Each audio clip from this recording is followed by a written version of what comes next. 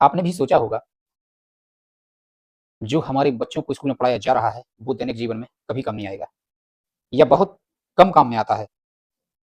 कक्षा 5वीं 8वीं 10वीं 12वीं में रटाए जा रहे हैं। वैसे तो वो भी अपनी जिंदगी बड़े आराम से जीते हैं जिन्होंने कभी स्कूल में कदम नहीं रखा और ना कभी शिक्षा प्राप्त की है। तो रुको, मैं आपको कॉन्सेप्ट समझाता हूँ। हमारे एजुकेशन सिस्टम में ऐसा सिलेबस रखा गया है जो हमारे दिमाग की एक्सरसाइज कराता है और याद करने की क्षमता को बढ़ाता है। स्कूल में जो चीजें जो बच्चे याद करते हैं वो अगली क्लास पढ़ते ही भूल जाते हैं, लेकिन इस याद करने और पुनः भूलने और फिर रिवीजन करने और फिर भूलने, ये सब सीखने, भूलने, रिवीजन करने की प्रक्रिया के दौरान बच्चे के दिमाग की एक्सरसाइज हो जाती है और एक बच्चे की इमेजिन करने की शक्ति बच्चे के ब्रेन में डेवलप हो जाती है और उसकी कैपेसिटी बहुत ही तीव्र हो जाती है, जिससे बच्चा बहुत याद कर पाता है। सोचो, एक पढ़ा लिखा आदमी कितनी चीजों को याद रख लेता है, जैसे अपना खाता नंबर, अपना पासवर्ड, अपने आधार कार्ड, पैन कार्ड, दुनिया भर की राजधानी, सिस्टम और तमाम चीजों को याद रख लेता है। वहीं एक बिना पढ़ा लिखा व्यक्ति, उससे जाकर के पूछ करके देखो, वो कभी स्कूल नहीं गया हो जो व्यक्ति, उसके दिमाग की कोई कसरत ना हुई हो, उससे पूछ कर देखो, वो कुछ भी नहीं बता पाता। यदि आप उसके पास जाएंगे और पूछेंगे तो वो अपनी जानकारी ठीक से नहीं बताएगा, जानकारी बताने में हिचकिचाएगा। वो हिचकिचाता नहीं है, दरअसल उसका दिमाग कम काम करता है, उसके अकॉर्डिंग काम नहीं करता है, इस कारण उसके अंदर झिझक होती है। कॉन्सेप्ट की बात यह भी है, कोई भी किताबें, कोई भी सिलेबस नई चीजों की खोज नहीं करता है। नई चीजों की चीजें कौन खोज करता है?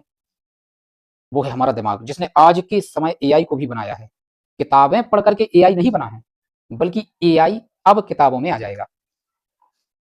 पुराने समय में देखिए, थोड़ा प्रीवियस ईयर में जाइए, हमारे जो साइंटिस्ट हुए हैं, आइंस्टीन हुए हैं, आर्यभट्ट हुए हैं, एल्बर्ट एडिसन हुए हैं, जे थॉमसन हुए हैं, इन लोगों ने किताबें पढ़ करके सर्च नहीं किया है, खोज नहीं की है, बल्कि इन्होंने पहले खोज की, बाद में वो चीजें किताबों में आ गई। हमारे एजुकेशन सिस्टम को मत कोसिए, हमारा एजुकेशन सिस्टम सही है। किताबें किसी भी चीज की खोज नहीं कराती, किताबें एक जरिया है, एक माध्यम है, जिनको पढ़ करके आप अपने दिमाग की कसरत करके और नई चीजों की खोज कर सकते हैं। दिमाग को इतना सक्रिय, इतना तेज कर सकते हैं, इतना शार्प डेवलप कर सकते हैं कि एआई जैसी मशीन, रोबोटिक्स और टेक्नोलॉजी, आप उस पर भी नियंत्रण पा सकते हैं।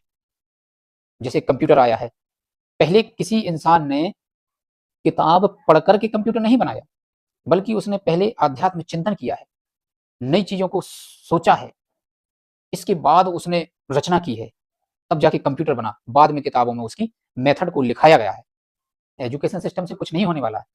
आप आध्यात्म चिंतन करिए, स्थिर रहिए, दिमाग को स्वस्थ रखिए और एकांत में रहिए। आपका दिमाग बिजली की रफ्तार से चलेगा, उससे भी ज्यादा तेज हो जाएगा। नई नई चीजें, नई नई थॉट आपके दिमाग में आने लगेंगे।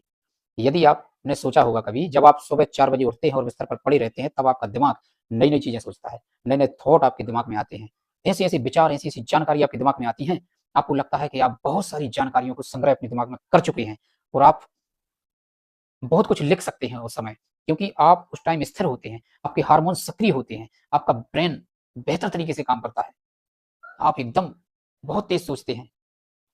तो ऐसा आप इसलिए कर पाते हैं क्योंकि आप अकेले होते हैं, एकांत होते हैं।